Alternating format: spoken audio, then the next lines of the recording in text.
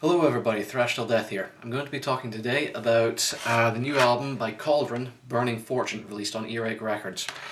Cauldron are part of a new movement that's been going on in the last 2 or 3 years, largely spearheaded by Earache Records themselves. It's a revival of the old sound of the NWOBHM, the new wave of British heavy metal from the 80s. And Cauldron from Canada, along with Enforcer and White Wizard, are pretty much spearheading this movement. This is their second album, and it's carrying on their sound that they established with their debut Chained to the Night, of just sounding like a mishmash of all the sort of various popular styles that were around in the early 80s. And I've already gone on record a couple of weeks ago saying that I'm not generally a fan of retro-sounding albums, that I'm not generally too keen on bands who are setting out to ape the past, because, you know, if all our generation can do is set out to mimic the accomplishments of past bands, then that seems like it doesn't say much for our generation, does it? But maybe this makes me a hypocrite, I don't know, but I really enjoyed Burning Fortune.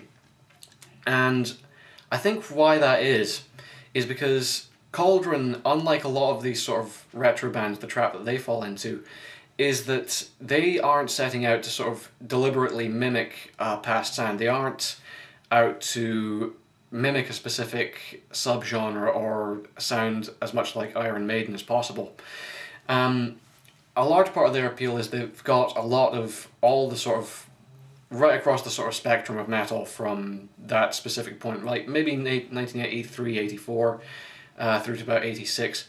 They've got a little bit of Judas Priest, a little bit of Riot, some Accept, a little bit of maybe Fate's Warning, a little bit of Bon Jovi even, pretty much right across the spectrum. And yet it never feels schizophrenic, like they're sort of going for this sort of smorgasbord of different styles, all sort of wrapped into one album. It never feels like a tribute to the past. It always feels very much its own animal. And even though it sounds like the 80s, it doesn't sound like anything specifically from the 80s, if that makes sense. That and the songwriting is just very solid generally. The album's not the most technical of workouts. The guitar solos, by and large, very sort of melodic and rich and harmonic without being loads of shredding. Similarly, the sort of frontman, Jason Decay, I think his name is, he doesn't go in for all these sort of 16-second vibratos in the 6th octave. He's just sort of a very sort of clean, stripped-down singer. It's just a very stripped-down album generally. It's only about 38 minutes long, I think, 9 tracks. None of which are over 6 minutes. I don't think any of them are even over 5. But yeah, it comes, it goes, it doesn't overstay its welcome. The songs generally don't have that much variety to them. You've got, some are a little bit harder and faster than others, some sort of approach ballad territory without ever really going into it. Yeah, just generally very nice, solid songwriting across the board. One thing that's to be said for it is that even though the songwriting isn't tremendously ambitious, as you probably wouldn't expect it to be from a band that are sort of setting out to sound like the sort of simple arena rock of the 80s, but they do sort of manage to work in a few interesting tricks with the basic sort of verse, chorus, bridge, solo sections. A lot of the riffs, they'll sort of change up in interesting and dynamic ways, and even though they're sticking to sort of relatively conventional song structures, sometimes they'll just mix about the arrangements a little, stick a solo where you don't expect it, or a bridge where you don't expect it, or a new bridge where you would expect an old bridge, and it manages to be traditional and solid without ever sounding predictable. And musicianship's generally good. Production's a little bit rawer than normal, but it never goes in for this sort of really raw, over-the-top, MIDI-produced stuff. It sounds authentic, I guess is the word.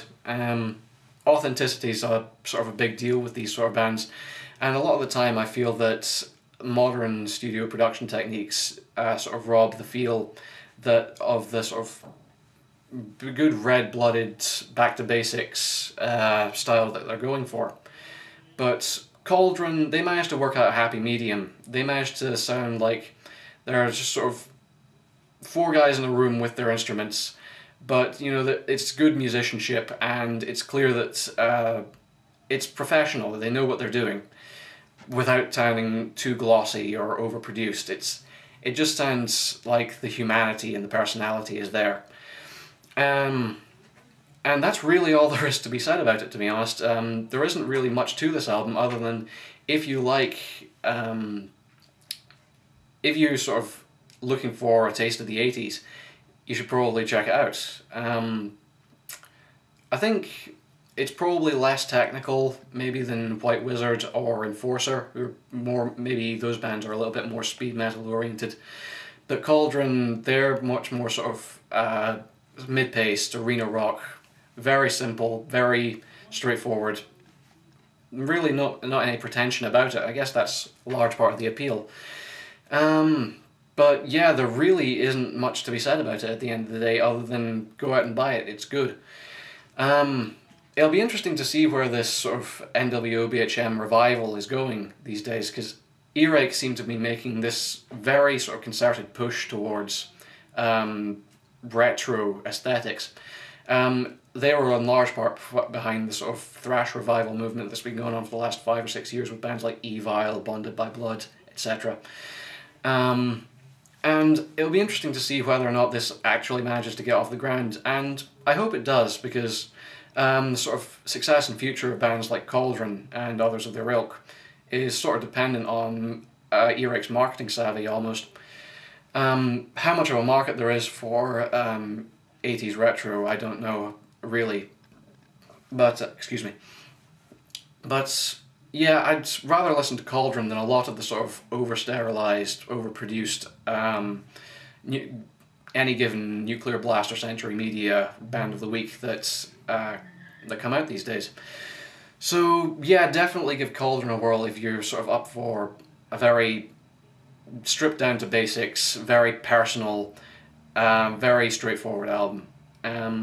It's not going to be remembered in more than in 20 years, probably, but even so, it's very solid, very enjoyable, and really isn't a bad song on it. It doesn't miss a beat, so check it out if you're into this sort of thing. Anyway, that's me for now, and next week I'm going to be talking about To Hell With God by Deicide.